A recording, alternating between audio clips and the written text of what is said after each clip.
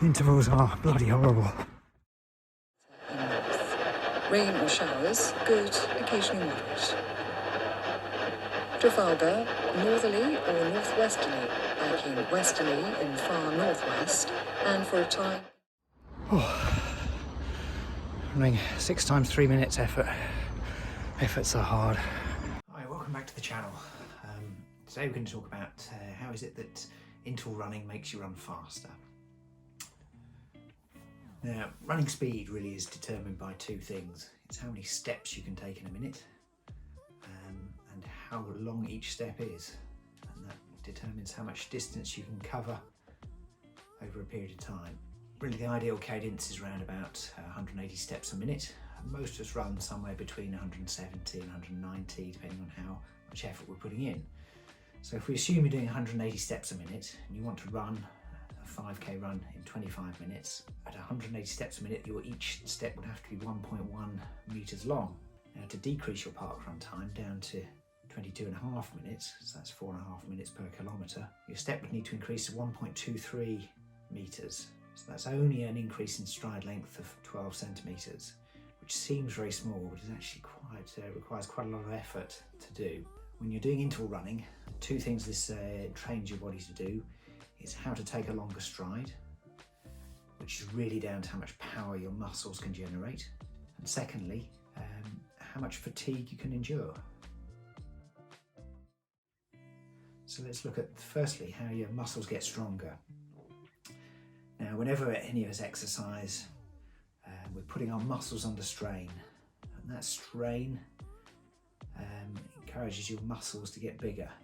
So when a muscle contracts, there's an interaction between two proteins in your muscle, actin and myosin, and they pull together to shorten your muscle. And the amount of power that a muscle can generate really is down to how many fibres of actin and myosin are in your muscle. When you exercise, the strain you put through that muscle encourages your body to build more protein, the actin and myosin, and make your muscles bigger. The scientific term for that is hypertrophy. So your muscles get bigger, hypertrophy, and what they're doing there, it really is increasing the number of actin and myosin fibres so that each contraction can be stronger, generate more power.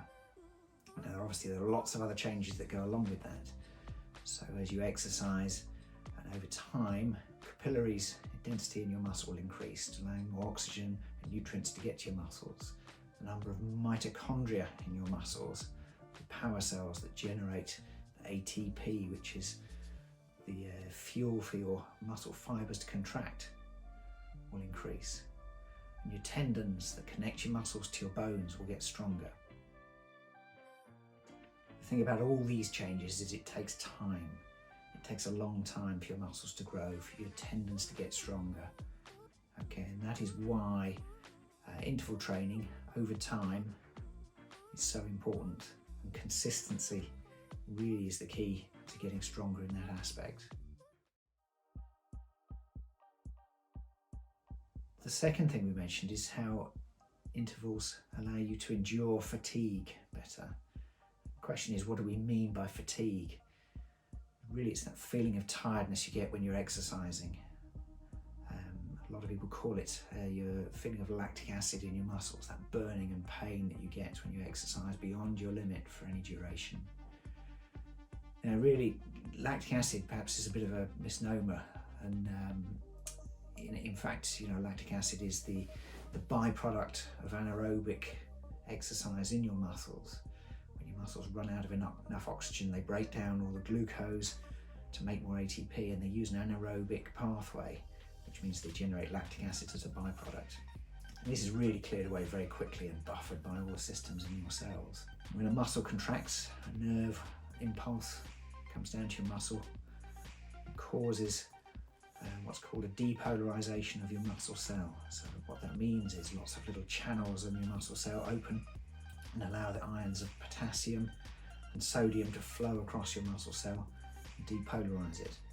And that in turn causes in muscle cells the release of a lot of calcium inside the cell, and it's this calcium that triggers the interaction between actin and myosin and your muscle contraction. Now, as your muscle contracts again and again, these ions have to be pumped back to the places in the cell where they need to be. So for sodium and potassium, they're pumped out of and into the cell. Over time, for the longer you exercise, these ions drift out of where they should be. And what happens is that as you get more tired and your muscles feel more fatigued, your sodium, potassium and calcium are in parts of the cell where they shouldn't be in order for optimum function. And when you stop and rest, your body moves all these ions back to where they need to be. And that's why you feel better after you've rested. Now, over time, what happens as you exercise and do more of your interval running, your cells become more efficient at moving these ions back to where they need to be. You develop more channels, which are the little protein molecules that sit in your cell membranes and inside your cells that move all these ions around. And each individual protein gets more efficient at doing it. So you recover more quickly from each muscle contraction, and that enables you to run longer and faster over time.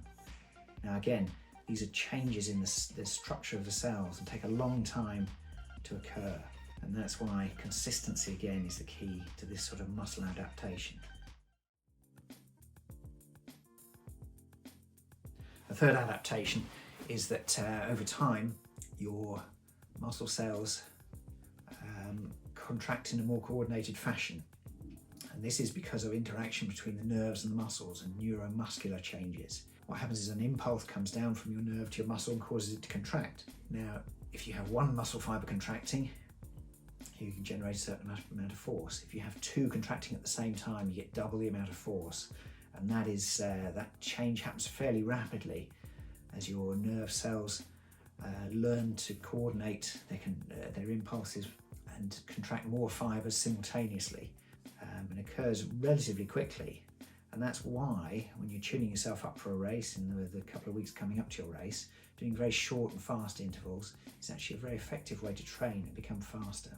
And obviously this is a very quick overview of physiological processes that take change in your body, but I think it's quite useful just to have a think about what's the purpose of a particular run that you're doing, why are you doing a certain training exercise, and what are the benefits likely to be, and how long is it going to take. So you know that to increase the strength and power coming out of your muscles is going to take quite a long time. It's going to take a couple of months for those cellular changes, for your body to build more protein in the muscle cells.